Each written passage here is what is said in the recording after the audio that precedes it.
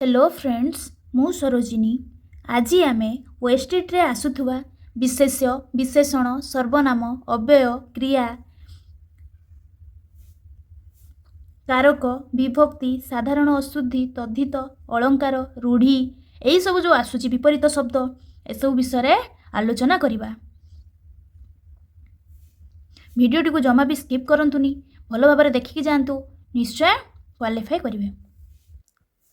देखिए कौन ना शब्द रे प्रत्यय लगी जो शब्द गठित हुए ताहाकू कौन कह जाए।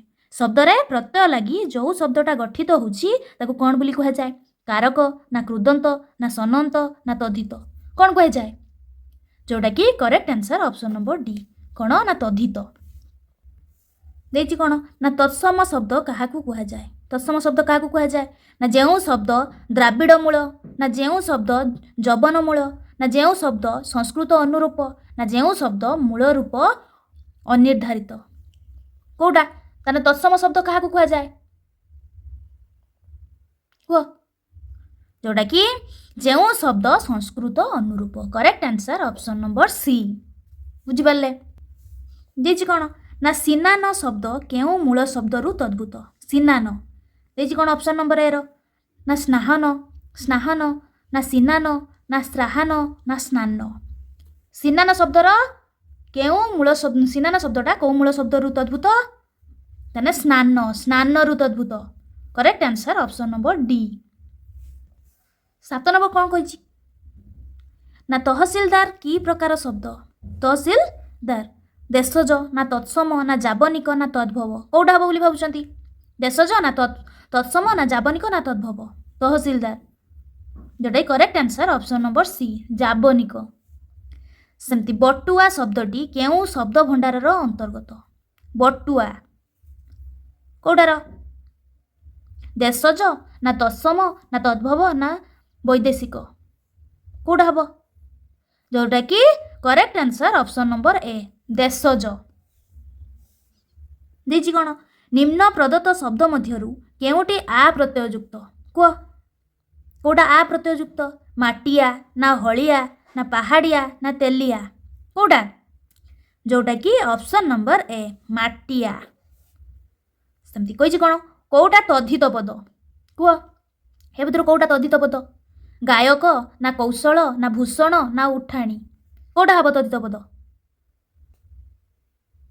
जोटा कि ऑप्शन नंबर बी कौशल। कौशलटा गोटे की शब्द ना की पद ना तद्धित पद बुझिपार। देखिए कौन ना केउटी तद्धित पद या भर कौटा तद्धित पद कह। द्रौपायन दौपायन ना भंगुर ना छंदणी ना जियंता कौटा हम तद्धित पद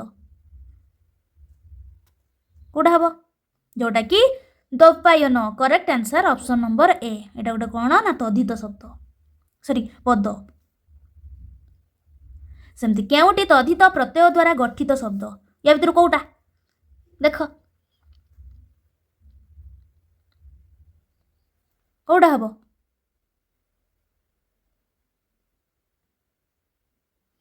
जोटा कि कह ना तपन ना सृष्ट ना योग्य ना पाद्य, जोटा correct answer option number D पाद्य।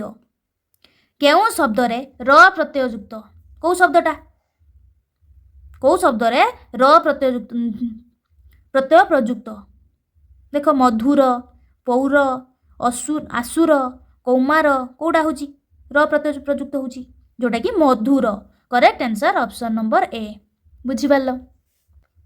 देखिए कौन ना चिर दुख रो समास निर्णय कर। चिर दुख द्वितीया ना तृतीया ना चतुर्थी ना षष्ठी कौटा हम, जोटा कि द्वितीया। Correct answer option number A. ऊपर टिके आलोचना कर दूची समास क्या कह जाए केते प्रकार। देखंतु समास क्या कह जाए ना परस्पर संबंध थिबा दुई बा तत्वधिक पद को एक पदरे परिणत करने को कौन कह जाए ना समास कहवा। सेमती समास केते प्रकार मुख्यतः 6 भाग विभक्त कौन कौन ना तत्पुरुष कर्मधारय बहुव्रीहि द्वंद्व दिग्धु आ गोटे कौन ना अव्ययी भाव बुझिपार। समास ताले क्या कह जाए क्या कह जाए ना परस्पर संबंध थिबा दुई बा तत्वधिक पद को एक पदरे परिणत करने को कौन बोली कहती ना समास कहती। समास केते प्रकार 6 प्रकार। गोटे है तत्पुरुष, कर्मधारय, बहुव्रीहि, द्वंद्व, दिग्धु आ गोटे कौन ना अव्ययी भाव। पुणी तत्पुरुष केते प्रकार देखिबा। देख तत्पुरुष केते प्रकार जोटा कि 6 प्रकार। कौन कौन ना द्वितीय तत्पुरुष, तृतीया, चतुर्थी, पंचमी, षष्ठी, सप्तमी। द्वितीय कौन कही ना पूर्व पदरे थिबा द्वितीय विभक्तिर चिन्ह लोप हुई जेउ समास हुए ताकू कौन बोली कह जाए ना द्वितीय तत्पुरुष समास बोली कहबा। देखि कौन ना गृह को आगत कौन हबो गृहागत, धन को प्राप्त धन प्राप्त, साहाय्य को प्राप्त साहाय्य प्राप्त, घर को मुहा घर मुहा, तेल को पिया कौन हबो ना तेल पिया। एटा सब कौथिरे आउची ना द्वितीय तत्पुरुष रे आउची। देइछि कौन ना तृतीय तत्पुरुष। प्रथम कौन गला द्वितीय तत्पुरुष, एबे देखिया तृतीय। तृतीय कौन कहिछि पूर्व पदरे थिबा तृतीय विभक्तिर चिन्ह समस्त पदरे लुप्त हुई जेउ समास हुए ताकू कौन बोली कह जाए ना तृतीय तत्पुरुष समास बोली कहबा। देइछि कौन जोटा कि तंतरे बुणा कौन हबो तंत बुणा, सुक द्वारा ऋत कौन हबो ना सुकांत, खंडारे हणा खंडा हणा, भालू द्वारा खिया भालू खिया। बुझीपाल एटा कौथिरे जाउची तृतीय रे जाउची। सेमती चतुर्थी रे देखिबा। देइछि कौन पूर्व पदरे थिबा चतुर्थी विभक्तिर चिन्ह समस्त पदरे लोप होई जेउ समास हुए ताकू कौन बोली कह जाए ना चतुर्थी तत्पुरुष समास बोली कहबा। देवंकु दत्त कौन हबो देवदत्त, देवंकु अर्पित देवार्पित, पीबा पानी पीबा पाई पानी कौन हबो पीबा पानी, पुत्र पाई सुक पुत्र सुक। एगोटा सब कौथिरे आउची जोटा कि चतुर्थीर। एबे आमे पढ़िबा पंचमी तत्पुरुष काहाकू कह जाए। देइछि कौन ना पूर्व पदरे थिबा पंचमी विभक्तिर चिन्ह समस्त पदरे लोप होई जेउ समास हुए ताकू कौन कह जाए ना पंचमी तत्पुरुष बोली कहबा। धर्मरु छड़ा धर्म छड़ा, गछरु तुला गछ तुला, दुषरु मुक्त दुष मुक्त। एगुड़ा सब कौथिरे जाउची पंचमी। सेमती षष्ठी तत्पुरुष काहाकू कह जाए पूर्व पदरे थिबा षष्ठी विभक्तिर चिन्ह समस्त पदरे लोप होई जेउ समास हुए ताकू कौन बोली कह जाए ना षष्ठी तत्पुरुष समास बोली कहबा। जेमती छागीर दुग्ध कौन हबो ना छाग दुग्ध, राजांकर पुत्र राजपुत्र, अहर मध्य मध्याहर। एगुड़ा सब कौथिरे आउची षष्ठी आउची। सेमती सप्तमी तत्पुरुष देखिबा। पूर्व पदरे थिबा सप्तमी विभक्तिर चिन्ह लोप पाई जेउ समास हुए ताकू कौन बोली कह जाए ना सप्तमी तत्पुरुष बोली कहबा। देइछि कौन ना जलरे मग्न कौन हबो ना जल मग्न, कवि मानक मध्यरे श्रेष्ठ जोटा कि कवि श्रेष्ठ, अंटारे गुंजा जोटा कि अंटा गुंजा। एगुड़ा सब कौथिरे आउची सप्तमी तत्पुरुष रे। ताले देखिबा क्वेश्चन कौन थिला। ताले एठी कौन थिला ना चिर दुख रो समास निर्णय कर। चिर दुख रो समास निर्णय कर कौन हबो ना द्वितीय। बुझी पारलो। सेमती ग्रामांतर रो व्यास काव्य उल्लेख कर। देइछि कौन ग्रामांतर रो व्यास काव्य, ग्रामरु अंतर ग्राम ठारू अंतर ना अन्य ग्राम ना ग्राम सहित अंतर कौन हबो जोटा कि ग्रामांतर हला अन्य ग्राम। Correct answer option number C. देइछि कौन ना विद्या धन उक्त समस्त पद की प्रकार कर्मधारय समास अटे। उपमान उपमित ना मध्यपद लोपी ना रूपक कौटा हबो विद्या धनटा जोटा कि correct answer option number D रूपक। देइछि कौन ना चंद्रकांति रो सठिक व्यास वाक्यटी को चिन्हट कर। चंद्रकांति चंद्र परी कांति ना चंद्रर कांति ना चंद्र ओ कांति ना चंद्र रूपक कांति कौन हबो। देइछि कौन ना चंद्रकांतिर सठिक व्यास वाक्यटी को चिन्हट कर जोटा कि चंद्रर कांति। Correct answer option number B. देइछि कौन ना दिवाकर उक्त समस्त पदर समास उल्लेख कर। दिवाकर कौन हबो ना उपपद तत्पुरुष ना अव्ययी भाव ना कर्मधारय ना बहुव्रीहि कौटा हबो दिवाकरटा जोटा कि उपपद तत्पुरुष। करेक्ट आंसर ऑप्शन नंबर ए। कौन कहिछि ना जेउ समास रे संख्यावाचक शब्द प्रथमे थाए एवं समास निष्पन्न पद समष्टि को बुझाए ताहाको केउ समास कहंती। देखिबा कर्मधारय ना तत्पुरुष ना दिग्धु शक्ति दिगु ना द्वंद्व कौटा हबो जोटा कि तत्पुरुष। Correct answer option number B. कौन हबो ना तत्पुरुष। से कौन कही ना जो समासरे संख्यावाचक शब्द प्रथमे थाए एवं समास निष्पन्न पद समष्टि को बुझाए समास निष्पन्न पद कौटा को बुझाए ना समष्टि को बुझाए ताकू केउ समास कहती ना तत्पुरुष समास बोली कहती। देछि कौन ना निरर्थक यह केउ समास निष्पन्न पद निरर्थक बहुव्रीहि ना कर्मधारय ना तत्पुरुष ना दिग्गु कौटा हम जोटा कि बहुव्रीहि बहुव्रीहिटा किस कौ समास ना बहुव्रीहि देखिबा बहुव्रीहि क्या कह जाए देख बहुव्रीहि समास क्या कह जाए ना जो समासरे समस्त पद समस्यमान पद मध्यरु ताहार अर्थ को न बुझाई अन्य एक पदर अर्थ को बुझाए ताको कौन बोली कह जाए ना बहुव्रीहि समास बोली कहती। जेमती देछि कौन ना गजर आनन परी आनन जହାର कौन हम गजानन गजानन क्या कहूँ ना गणेश को सेमती देखिबा दश आनन जହାର कौन हम ना दशानन दशानन क्या कहूँ रावण त्रिलोचन जହାର बा तीन लोचन जହାର कौन हम त्रिलोचन जोटा कि महादेव एगुड़ा सब कौन आउची ना बहुव्रीहि समास आउची। देखिबा ये कौन कही ना बहुव्रीहि समास परपद स्त्रीलिंग वाचक होइथिले परपदटा कौन होइतिबो ना स्त्रीलिंग वाचक होइथिले पूर्ववर्ती स्त्रीलिंग वाचक शब्द पुल्लिंग वाचक शब्दर आकार धारण करे परपद आकारांत स्त्रीलिंग वाचक शब्द होइथिले ताहा अकारांत होई जाए यह तत्सम शब्द रे संभव हुए ओडिया रे ताहार कौन व्यवहार प्राय देखा जाए नहीं। देखिबा देजी कौन तीक्ष्णा बुद्धि जହାର तीक्ष्णा बुद्धि जହାର कौन कह ताकू तीक्ष्ण बुद्धि सेमती कृत विद्या जହାର कौन हम ना कृत विद्य सेमती देजी कौन ना बहुव्रीहि समास अक्षी शब्द अक्ष हो जाए विशाल अक्षी जହାର कौन हम विशालाक्ष विरूप अक्षी जହାର विरूपाक्ष सहस्र अक्षी जହାର सहस्राक्ष एगुड़ा सब कौन आस बहुव्रीहि समास एगुड़ा सब देख देछि कौन महान तेज जହାର महातेजा विपुल जश जହାର विपुल जशा एगुड़ा सब कौन आउची बहुव्रीहि समास सेमती कौन कही विगत होइची पत्नी जହାର कौन हम विपत्नीक बा जହାର स्त्री मरी जाइथिबो नाही बा नि अर्थर अर्थ जହାର कौन हम ना निरर्थक नदी माता जହାର नदी मातृक बा देश एगुड़ा बुझी पाइल एटा सब आसले कौन आसीबो ना बहुव्रीहि समास रे आसीबो। सेमती देछि कौन ना पिनाक धनुष जହାର कौन हम ना पिनाक धनुआ बा पिनाक धनु पुष्प धनुष जହାର पुष्प धनुआ बा पुष्प धनु एभला आसीबो बुझी पारल। देख भलसे देख पद्म नाभिरे जହାର पद्म नाभिरे जହାର कौन हम ना पद्मनाभ बुझिपाइल।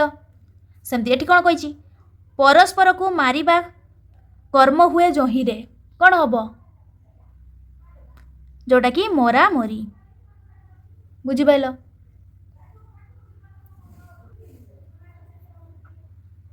देख गजर गमन परी गमन जेउ स्त्रीर कौन हम गज गमना सेमती कौन कही पांच सेर परिमाण जହାର कौन हम पांच सेरिया सेमती देखिल। सेमती नाई अंत जार अनंत नाही आदि जହାର अनादि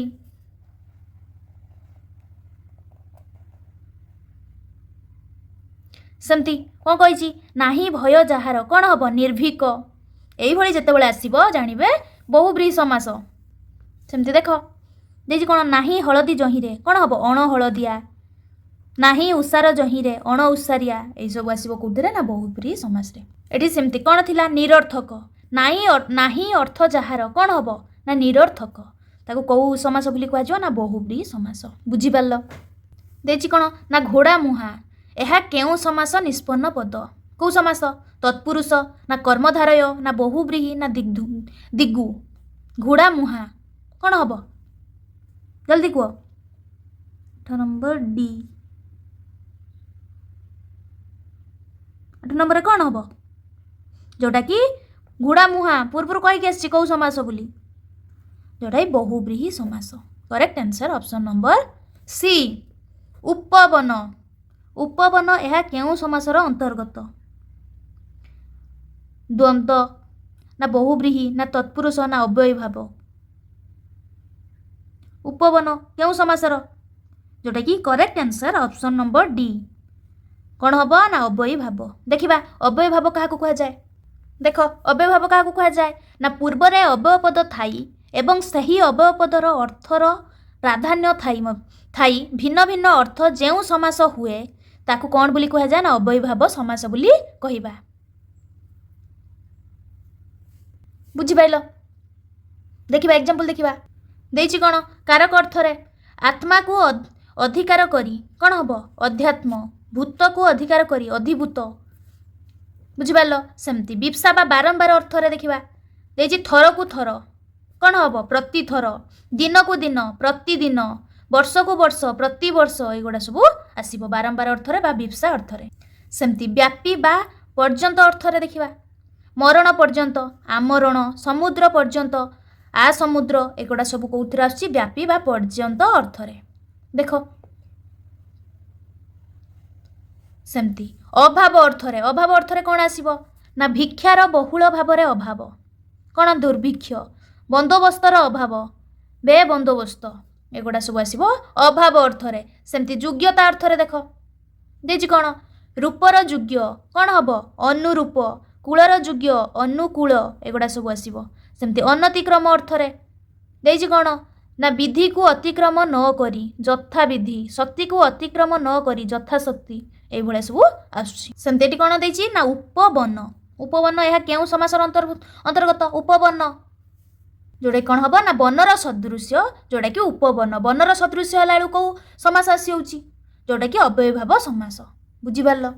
ଯେଉଁ ଉପବନଟା କେଉଁ ଅର୍ଥରେ ଆସୁଛି ଯେଉଁଟାକି ସାଦୃଶ୍ୟ ଅର୍ଥରେ ଆସୁଛି। ସେମିତି ଦେଇଛି କ'ଣ ଅନୁରୂପ କ'ଣ ହେବ ନା ଅନୁରୂପ କେଉଁ ସମାସର ଅନ୍ତର୍ଗତ କୁହ। ଅନୁରୂପ କ'ଣ ରୂପର ଯୋଗ୍ୟ, ତାକୁ କ'ଣ ବୋଲି କୁହାଯିବ ଅନୁରୂପକୁ କ'ଣ ବୋଲି କୁହାଯିବ ନା ରୂପର ଯୋଗ୍ୟକୁ ଅନୁରୂପ ବୋଲି କୁହାଯିବ। ଏଇଟା କେଉଁ ଅର୍ଥରେ ଯାଉଛି ଯେଉଁଟାକି ତାର ଯୋଗ୍ୟତା ଅର୍ଥରେ ଯାଉଛି। ବୁଝିପାରିଲ? ତାହେଲେ ଏଠି କ'ଣ ହେବ ନା ଅବୟୀ ଭାବ ହେବ। Correct answer option number B. ସେମିତି ଦେଇଛି କ'ଣ ସୈନ୍ୟାବାସ କେଉଁ ସମାସର ଅନ୍ତର୍ଗତ କର୍ମଧାରୟ ନା ତତ୍ପୁରୁଷ ନା ଦିଗୁ ନା ବହୁବ୍ରୀହି। ସୈନ୍ୟାବାସ କେଉଁଥିରେ ଆସୁଛି ଯେଉଁଟାକି ଅପସନ୍ ନମ୍ବର ବି ତତ୍ପୁରୁଷ। ସୈନ୍ୟାବାସଟା କେଉଁ ସମାସର ଅନ୍ତର୍ଗତ ତତ୍ପୁରୁଷ। ଅନ୍ତେବାସୀ ଏହା କେଉଁ ସମାସ ଅନ୍ତେବାସୀ କୁହ ଜଲ୍ଦି କୁହ। ଅନ୍ତେବାସୀ କେଉଁ ସମାସ ଯେଉଁଟାକି ଅଲୋକ। Correct answer option number A ଅଲୋକ। ଦେଇଛି କ'ଣ ନା ମନସିଜ ଏହା କେଉଁ ସମାସର ଅନ୍ତର୍ଗତ ମନସିଜ ପଚାରିଛି କ'ଣ ହେବ ତତ୍ପୁରୁଷ ନା ଅଲୋକ ନା ବହୁବ୍ରୀହି ନା କର୍ମଧାରୟ କ'ଣ ହେବ ଦେଖିବା। ପ୍ରଥମେ ଦେଖିବା ଅଲୋକ କାହାକୁ କୁହାଯାଏ। ଦେଖ ଅଲୋକ ସମାସ କାହାକୁ କୁହାଯାଏ ସାଧାରଣତଃ ତତ୍ପୁରୁଷ ସମାସରେ ପୂର୍ବ ପଦରେ ଥିବା ସମସ୍ୟମାନ ପଦରେ ଥିବା ବିଭକ୍ତିର ଚିହ୍ନ ସମସ୍ତ ପଦରେ ଲୋପ ହୋଇଥାଏ। ଏହି ଲୋପକୁ ଲୋକ ବୋଲି କହନ୍ତି। ମାତ୍ର ଯେଉଁ ତତ୍ପୁରୁଷ ସମାସରେ ପୂର୍ବ ପଦସ୍ଥିତ ବିଭକ୍ତିର ଲୋପ ନ ହୋଇ ସମାସ ହୁଏ ତାକୁ କ'ଣ ବୋଲି କୁହାଯାଏ ଅଲୋକ ସମାସ ବୋଲି କହନ୍ତି। ଯେମିତି ଦେଖ ଯୁଦ୍ଧି ବା ଯୁଦ୍ଧରେ ସ୍ଥିର କ'ଣ ହେବ ଯୁଧିଷ୍ଠିର। ବନେ ବା ବନରେ ଚର କ'ଣ ହେବ ବନେଚର। ଅନ୍ତେ ବା ସମୀପରେ ବାସ କରେ ଯେ କ'ଣ ହେବ ଅନ୍ତେବାସୀ। ଏଗୁଡ଼ା ଦେଖ ଖେ ବା ଆକାଶରେ ଚର କ'ଣ ହେବ ଖେ ଚର ଯେଉଁଟାକି ଖେଚର। ଏଗୁଡ଼ା ସବୁ କେଉଁଥିରେ ଆସୁଛି ଅଲୋକ ସମାସରେ। ତାହେଲେ ଏଇଟା କେଉଁ ସମାସରେ ଯାଉଛି ଅଲୋକ। ବୁଝିପାରିଲ? ସେମିତି ବିଦ୍ୟାଧନ ଏହା କେଉଁ ସମାସର ଅନ୍ତର୍ଗତ କୁହ। ତତ୍ପୁରୁଷ ନା ଦିଗୁ ନା ବହୁବ୍ରୀହି ନା କର୍ମଧାରୟ। ତତ୍ପୁରୁଷ କହିଛି କାହାକୁ କୁହାଯାଏ ବହୁବ୍ରୀହି ବି କହିଛି। ଏବେ ଦେଖିବା କର୍ମଧାରୟ ଆଉ ଦିଗୁ। କର୍ମଧାରୟ କାହାକୁ କୁହାଯାଏ ଦେଇଛି କ'ଣ କର୍ମଧାରୟ ସମାସ କାହାକୁ କୁହାଯାଏ ଯେଉଁ ସମାସରେ ଦୁଇଟି ଯାକ ପଦ ଗୋଟିଏ ବସ୍ତୁକୁ ବୁଝାଏ ଓ ପରପଦର ପ୍ରାଧାନ୍ୟ ରହେ ତାକୁ କ'ଣ ବୋଲି କୁହାଯାଏ ନା କର୍ମଧାରୟ ସମାସ ବୋଲି କହିବା। ଦେଖ କ'ଣ କହିଛି ପୂର୍ବପଦ ବିଶେଷଣ ପରପଦ ବିଶେଷ୍ୟ। ନୀଳ ଅଟେ ଅମ୍ବର ନୀଳାମ୍ବର। ନୀଳଟା ଗୋଟେ କ'ଣ ନା ପୂର୍ବପଦ ଅମ୍ବର ହେଉଛି ଗୋଟେ କ'ଣ ଯେଉଁଟାକି ପରପଦ। ସେମିତି ପୂର୍ଣ୍ଣ ଅଟେ ଚନ୍ଦ୍ର ପୂର୍ଣ୍ଣଚନ୍ଦ୍ର। ଏଇଭଳି ଆସୁଛି। ବୁଝିପାରିଲେ? ଏସବୁ କୋଉଥିରେ ଗଲା ନା ପୂର୍ବପଦ ବିଶେଷଣ ପରପଦ ବିଶେଷ୍ୟ। ସେମିତି ଦେଖ ଦେଇଛି କ'ଣ ଉପମିତ କର୍ମଧାରୟ। ଯେଉଁ ବିଷୟରେ କୁହାଯାଏ ତାହା ଉପମେୟ ଅର୍ଥାତ୍ ବର୍ଣ୍ଣନୀୟ ବସ୍ତୁ। ଯାହା ସହିତ ତୁଳନା କରାଯାଏ ତାକୁ କ'ଣ ବୋଲି କୁହାଯାଏ ନା ଉପମାନ ବୋଲି କୁହାଯାଏ। ଯାହା ସହିତ ତୁଳନା କରିବ ତାକୁ ଉପମାନ ବୋଲି କୁହାଯାଏ। ଯାହା ବିଷୟରେ କୁହାଯାଏ ତାକୁ କ'ଣ ବୋଲି କୁହାଯାଏ ଉପମେୟ ବୋଲି କହିବା। ବୁଝିପାରିଲ? ସେମିତି ଯେଉଁ ସମାସରେ ଉପମେୟ ପୂର୍ବପଦ ଉପମାନ ପରପଦ ହୋଇଥାଏ ତାକୁ କ'ଣ ବୋଲି କୁହାଯାଏ ନା ଉପମିତ କର୍ମଧାରୟ ସମାସ ବୋଲି କହିବା। ଯେମିତି ମୁଖ ଚନ୍ଦ୍ର ପରି କ'ଣ ହବ ମୁଖ ଚନ୍ଦ୍ର, ପାଦ ପଦ୍ମ ପରି ପାଦ ପଦ୍ମ, ଏଗୁଡ଼ା ସବୁ କୋଉଥିରେ ଆସୁଛି ନା ଉପମିତ କର୍ମଧାରୟରେ ଆସୁଛି। ସେମିତି ଦେଇଛି କ'ଣ ନା ଉପମାନ କର୍ମଧାରୟ। ଦେଖିବା ଯାହାକୁ ଉପମା ଦିଆଯାଏ ତାହା କ'ଣ ଗୋଟେ ନା ଉପମେୟ। ତାହା ଯାହା ସହିତ ଉପମା ଦିଆଯାଏ ତାକୁ ଉପମାନ। ଏଇଟା ଲକ୍ଷ୍ୟ କରିବ ଉପମେୟ କାହାକୁ କୁହାଯାଏ ଯାହାକୁ ଉପମା ଦିଆଯାଏ ତାକୁ କ'ଣ ବୋଲି କୁହାଯାଏ ଉପମେୟ। ଯାହା ସହିତ ଉପମା ଦିଆଯାଏ ଯାହା ସହିତ ଯାହାକୁ ଅଲଗା ଯାହା ସହିତ ଅଲଗା ତାକୁ କ'ଣ ବୋଲି କୁହାଯିବ ଉପମାନ। ବୁଝିପାରିଲ? ଯେମିତି ଦେଇଛି କ'ଣ ମୁଖ ଚନ୍ଦ୍ର ପରି କ'ଣ ହବ ମୁଖ ଚନ୍ଦ୍ର। ବୁଝିପାରିଲ? ତାହେଲେ ଉପମାନ କର୍ମଧାରୟ ସମାସ କାହାକୁ କୁହାଯାଏ ଯେଉଁ ସମାସରେ ଉପମାନ ଓ ଉପମେୟର ସାଧାରଣ ଧର୍ମବାଚକ ଶବ୍ଦ ସହିତ ଉପମାନବାଚକ ଶବ୍ଦର ସମାସ ହୁଏ ତାକୁ କ'ଣ ବୋଲି କୁହାଯାଏ ନା ଉପମାନ କର୍ମଧାରୟ ସମାସ ବୋଲି କହିବା। ଟିକେ ଟିକେ ଖାଲି ନଜର ପକାଇ ଦିଅନ୍ତୁ। ତାପରେ କ'ଣ କହିଛି ରୂପକ କର୍ମଧାରୟ ସମାସ କାହାକୁ କୁହାଯାଏ ଉପମେୟ ଓ ଉପମାନର ଅଭେଦ ପରିକଳ୍ପନା କରାଯାଇ କର୍ମଧାରୟ ସମାସ ହେଲେ ତାକୁ କ'ଣ ବୋଲି କୁହାଯିବ ନା ରୂପକ କର୍ମଧାରୟ ସମାସ ବୋଲି କହିବା। ଦେଇଛି ଯଶଃ ରୂପକ ଧନ। ଯଶଃ ରୂପକ ଧନ କ'ଣ ହବ ଯଶୋଧନ। ଦେହ ରୂପକ ଲତା ଦେହଲତା, ଏଗୁଡ଼ା ସବୁ ହବ। ସେମିତି ମଧ୍ୟପଦ ଲୁପି କର୍ମଧାରୟ।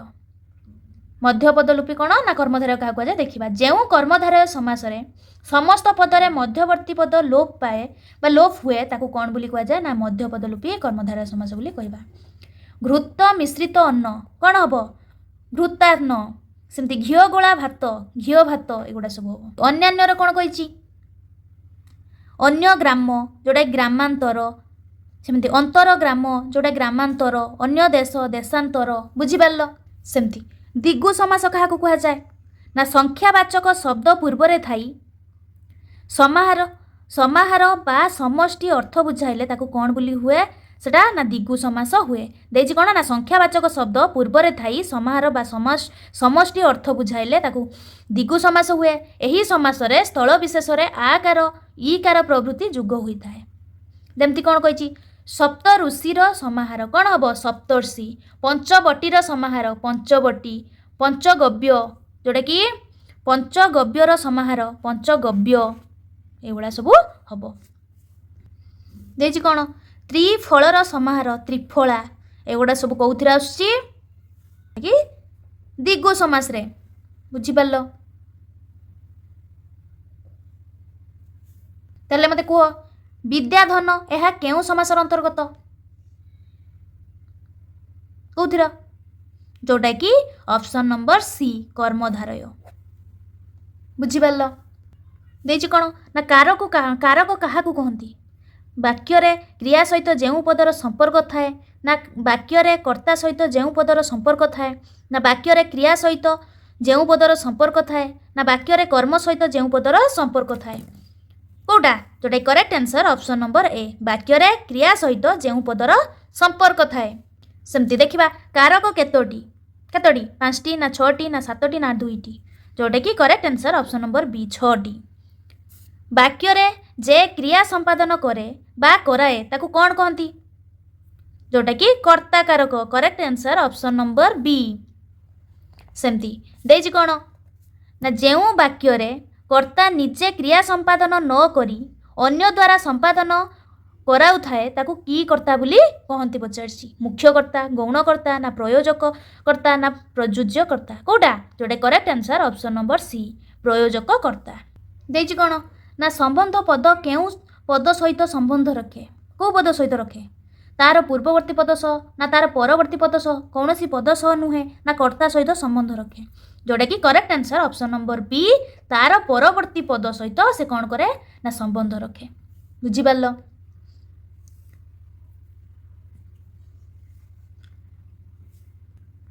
लेखा और लेखक कंपलसरी गोटे क्वेश्चन आसुची। देखंतु केमती कौन क्वेश्चन आसुची। आजीवकर अट्टहास यह केउ काव्य और कवितार काव्य बा कवितार लेखक किए। आजीवकर अट्टहास्यर देखिबा किए ना सुरेंद्र महांती। परजा यही काव्य बा कवितार लेखक किए। परजा काव्य और कवितार लेखक किए ना गोपीनाथ महांती। टिके टिके लक्ष्य कर जातु। 6 माण 8 गुंठ यही काव्य बा कवितार लेखक किए ना फकीर मोहन सेनापति। मराळर मृत्यु यही काव्य बा कवितार लेखक किए ना सुरेंद्र महांती। अमृतर संतान यही काव्य बा कवितार लेखक किए। एइथर ओटीटी आसला कौन ना अमृतर संतान यही काव्य और कवितार लेखक किए ना गोपीनाथ महांती। बुझिपार। सेमती तपस्विनी यही काव्य बा कवितार लेखक किए ना गंगाधर मेहर। देछि कौन ना नीलाद्री विजय यही काव्य बा कवितार लेखक किए ना सुरेंद्र महांती। गल्प स्वल्प यही काव्य बा कवितार लेखक किए ना फकीर मोहन सेनापति। हरिजन यही काव्य बा कवितार लेखक किए ना गोपीनाथ महांती। सेमती माटी मटाळ यही काव्य बा कवितार लेखक किए ना गोपीनाथ महांती। मांसर कोणार्क यही काव्य बा कवितार लेखक किए ना सुरेंद्र महांती। मांसर कोणार्क। सेमती चिलिका चिलिका काव्य और कवितार लेखक किए राधानाथ राय। एटा बेसी पढ़ुची देखिए। सेमती आत्मचरित आत्मचरित काव्य बा कवितार लेखक किए ना फकीर मोहन सेनापति। सेमती 6 माण 8 गुंठ कौन कही ना फकीर मोहन सेनापति। एगुड़ा मन रखिए।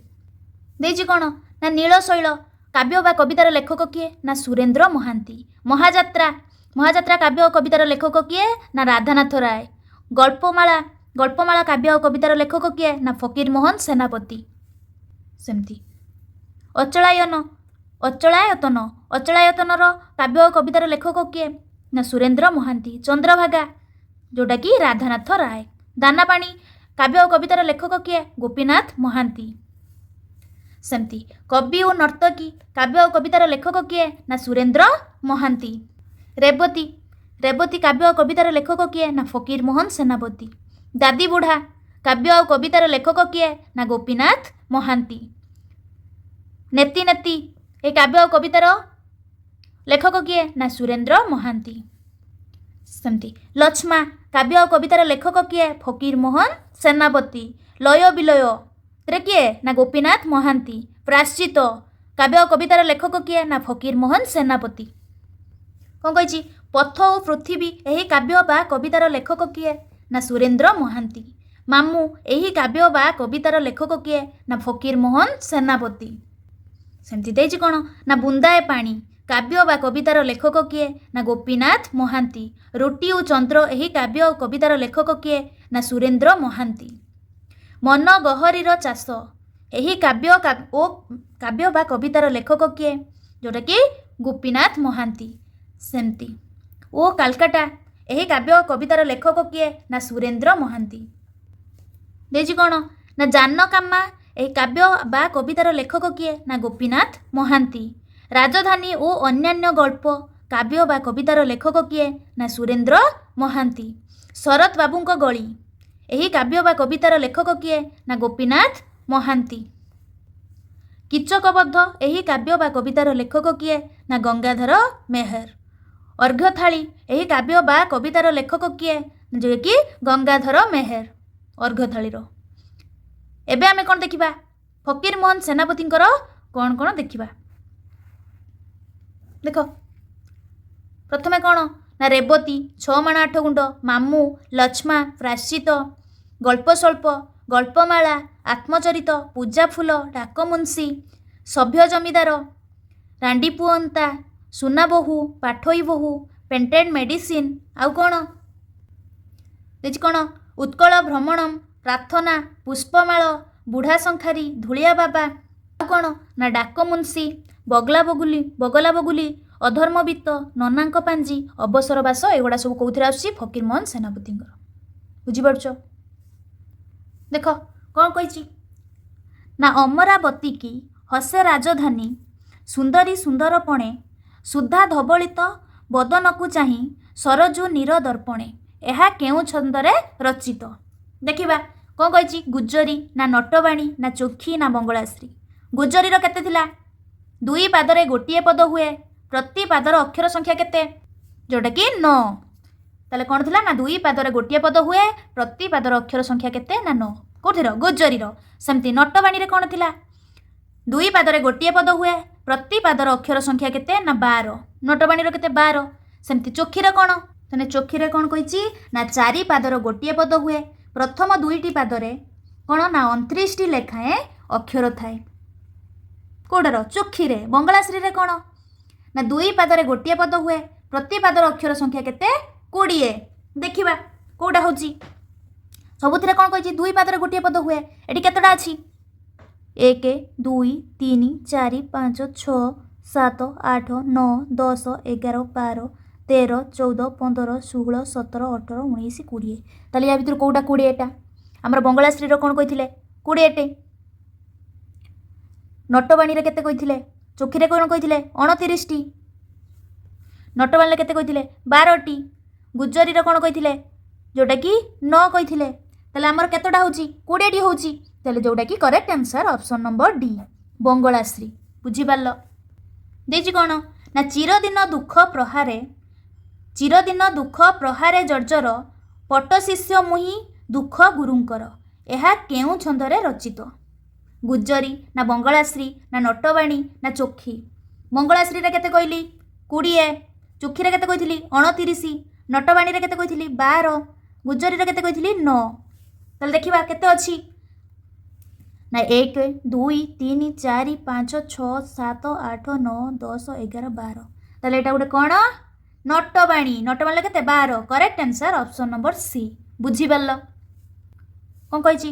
କହିବା ଲୋକ ତ ମହତ ନୁହଇ ମହତ ସହିବା ଜନ, ସହିଷ୍ଣୁତା ହୀନ ବାଳକ ବାଳିକା ହୁଅନ୍ତି କ୍ରୋଧେ ଅଜ୍ଞାନ। ଏହା କେଉଁ ଛନ୍ଦରେ ରଚିତ? ନଟବାଣୀ ନା ବଙ୍ଗଳାଶ୍ରୀ ନା ଚୋଖୀ ନା ଚକ୍ରକେଳି? ଦେଖିବା ଏଠି କ'ଣ କହିଛି? କହିବା ଲୋକ ତ ମହତ ନୁହଇ ମହତ ସହିବା ଜନ। ଏଠି କେତେଟା କହିଛି? 1 2 3 4 5 6 7 8 9 10 11 12 13 14 15 16 17 18 19 20। ତାହେଲେ ଆମର 20 କେଉଁଥିରେ ଥିଲା? ନଟବାଣୀରେ କେତେ ଥିଲା? 12 ଥିଲା। ଚୋଖୀରେ କେତେ ଥିଲା? 29 ଥିଲା। ବଙ୍ଗଳାଶ୍ରୀର କେତେ ଥିଲା? 20 ଥିଲା। ଆମର ଏଠି କେତେଟା ହେଉଛି? 20ଟା ହେଉଛି। କରେକ୍ଟ ଆନ୍ସର ଅପସନ୍ ନମ୍ବର ବି, ଯେଉଁଟାକି ବଙ୍ଗଳାଶ୍ରୀ। ବୁଝିପାରିଲ? ଦେଇଛି କ'ଣ ନା ୟଥୁ ଅନନ୍ତରେ ଦ୍ରୋଣେ ବିଦ୍ୟା ପୁତ୍ରନ୍ତ ହକାରି ବାବୁ ତୁମ୍ଭେ ଯାଅରେ ମୃଗୟା ବନ ହେରି। ମାନେ କ'ଣ କହିଛି ନା ୟଥୁ ଅନନ୍ତରେ ଦ୍ରୋଣେ ବିଦ୍ୟା ପୁତ୍ରନ୍ତ ହକାରି ବାବୁ ତୁମ୍ଭେ ଯାଅରେ ମୃଗୟା ବନ ହେରି। ଏହା କେଉଁ ଛନ୍ଦରେ ରଚିତ? ଦାଣ୍ଡିବୃତ୍ତ ନା ଗୁଜରୀ ନା ନଟବାଣୀ ନା ବଙ୍ଗଳାଶ୍ରୀ? କେଉଁଟା ହେବ କୁହ? ଆମର ଦାଣ୍ଡିବୃତ୍ତରେ କ'ଣ ଥିଲା? କ'ଣ ଥିଲା ନା 2 ପାଦରେ ଗୋଟିଏ ପଦ ହୁଏ, ପ୍ରତି ପାଦର ଅକ୍ଷର ସଂଖ୍ୟା କ'ଣ ନା ସମାନ ନୁହେଁ। ଗୁଜରୀରେ କ'ଣ ଥିଲା ନା 2 ପାଦରେ ଗୋଟିଏ ପଦ ହୁଏ, ପ୍ରତି ପାଦର ଅକ୍ଷର ସଂଖ୍ୟା କେତେ ନା 9। ଏଟାର 9 ଥିଲା। ନଟବାଣୀର କେତେ? 2 ପାଦରେ ଗୋଟିଏ ପଦ ହୁଏ, ପ୍ରତି ପାଦର ଅକ୍ଷର ସଂଖ୍ୟା କେତେ ନା 12। ବଙ୍ଗଳାଶ୍ରୀ କେତେ କହିଥିଲା? 20 କହିଥିଲା। ଦାଣ୍ଡିବୃତ୍ତରେ କ'ଣ କହିଛି? 2 ପାଦରେ ଗୋଟିଏ ପଦ ହୁଏ, ପ୍ରତି ପାଦର ଅକ୍ଷର ସଂଖ୍ୟା କ'ଣ ନା ସମାନ ନୁହେଁ। ଦେଖିବା 1 2 3 4 5 6 7 8 9 10 11 12 13 14 15 16। ଉପରଟା କେତେ ଆସୁଛି? 16ଟି ଆସୁଛି। ତଳେ କେତେଟା? 1 2 4 5 6 7 8 9 10 11 12 13 14ଟା। ତଳେ କେତେଟା ହେଉଛି? 14ଟା। କ'ଣ କେହି କାହା ସହିତ ସମାନ ହେଉଛନ୍ତି? ହେଉନାହାନ୍ତି। ତାହେଲେ କ'ଣ ହେବ ନା correct answer option number A, ଦାଣ୍ଡିବୃତ୍ତ। କ'ଣ କହିଛି? ଅନେକଙ୍କ ମଧ୍ୟରେ କ୍ଷୁଦ୍ର ଏକ ପଦରେ ପ୍ରକାଶ କଲେ କ'ଣ ହେବ? କୁହ। କ୍ଷୁଦ୍ର ନା କ୍ଷୁଦ୍ରତର ନା କ୍ଷୁଦ୍ରତମ ନା ଛୋଟିଆ? ଯେଉଁଟାକି 1 ନମ୍ବର ସି, ଯେଉଁଟା କ୍ଷୁଦ୍ରତମ। ଅନେକଙ୍କ ମଧ୍ୟରେ କ୍ଷୁଦ୍ର କ'ଣ ହେବ ନା କ୍ଷୁଦ୍ରତମ। ସେମିତି ଦେଲା କ'ଣ ନା ଜୟ କରିବାର ଇଚ୍ଛା ଏକ ପଦରେ ପ୍ରକାଶ କଲେ କ'ଣ ହେବ? ଜୟ ଇଚ୍ଛା ନା ଜିଜ୍ଞାସା ନା ଜିଜିରିସା ନା ଜିଗିସା? ଜୟ କରିବାର ଇଚ୍ଛା କ'ଣ ନା ଜିଗିସା। Correct answer option number D. ଦେଇଛି କ'ଣ ନା ଅକଲ ଗୁଡୁମ। କ'ଣ ହେବ? ଏହା କେଉଁ ଅର୍ଥକୁ ପ୍ରକାଶ କରେ? ବୁଦ୍ଧିହୀନତା ନା ପ୍ରଖର ବୁଦ୍ଧି ନା ବୁଦ୍ଧି ହଜିଯିବା ନା ବୁଦ୍ଧି ବଢ଼ିବା? ଅକଲ ଗୁଡୁମ କୋଉଟା ନା ବୁଦ୍ଧି ହଜିଯିବା। ସେମିତି ଅହିନକୂଳ ସମ୍ପର୍କ ଏହା କେଉଁ ଅର୍ଥକୁ ବୁଝାଏ? ସାପ ଓ ନେଉଳ ଯୁଦ୍ଧ, ନା ସାପର ପରାଜୟ, ନା ନେଉଳର ବିଜୟ, ନା ଘୋର ଶତ୍ରୁତା? କୁହନ୍ତି ନା ଅହିନକୂଳ ସମ୍ପର୍କ କ'ଣ? ଘୋର ଶତ୍ରୁତା। ସେମିତି ଆଖି ଦେଖାଇବା କ'ଣ ହବ?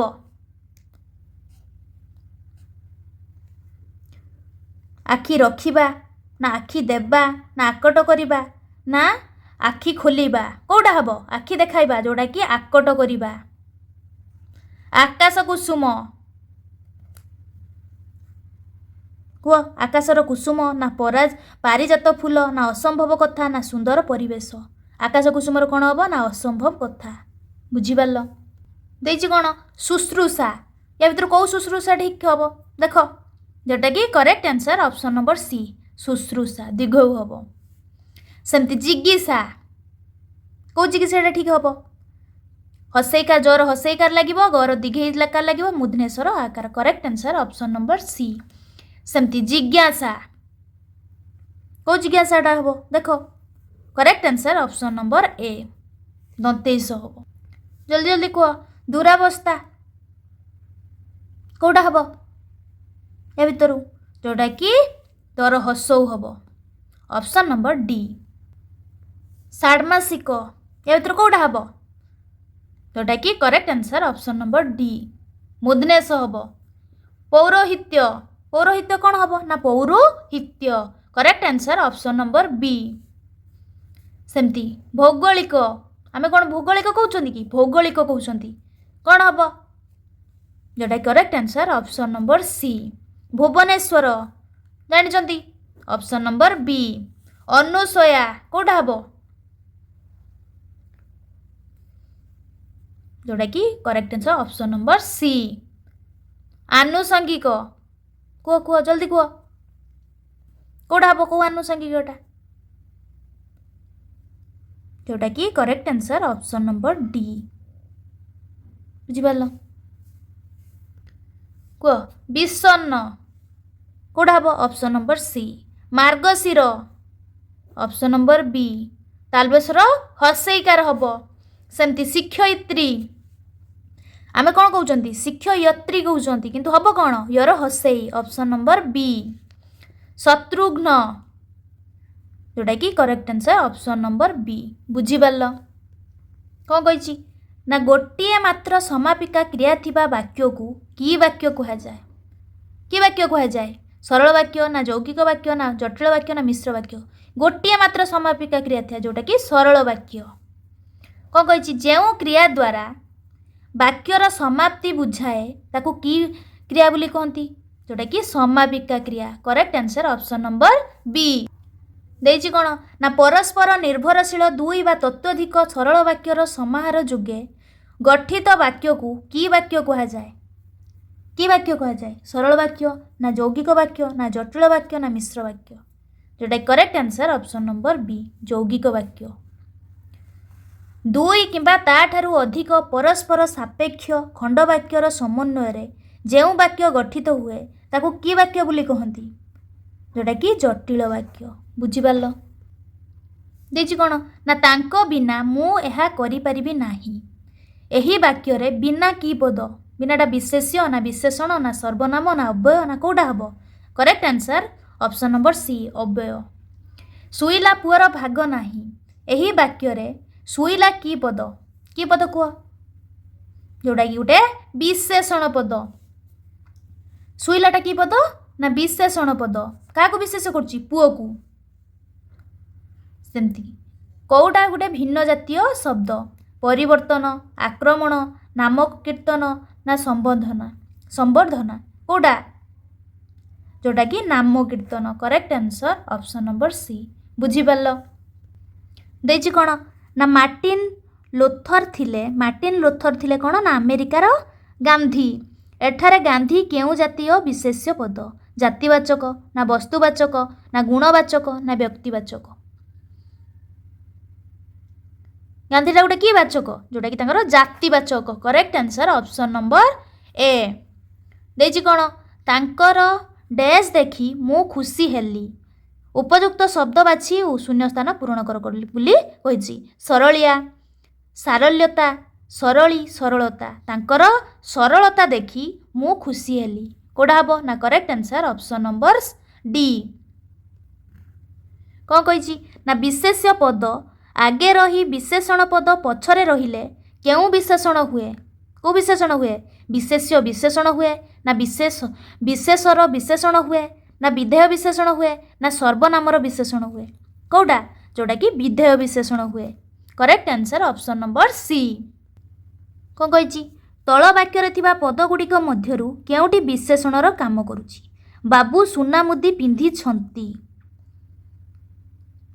କେଉଁଟା ବିଶେଷଣର କାମ କରୁଛି? କି ମୁଦି ପିନ୍ଧିଛନ୍ତି ନା ସୁନା ମୁଦି, ଯେଉଁଟାକି କରେକ୍ଟ ଆନ୍ସର ଅପସନ୍ ନମ୍ବର ବି। ନିମ୍ନରେ କେତୋଟି ବିଶେଷଣ ପଦ ଅଛି? ଦେଖ ଦୟା, କ୍ଷମା, ଦଦରା, ଧୈର୍ଯ୍ୟ, କନିଷ୍ଠ, କଠିନ। କେତୋଟା?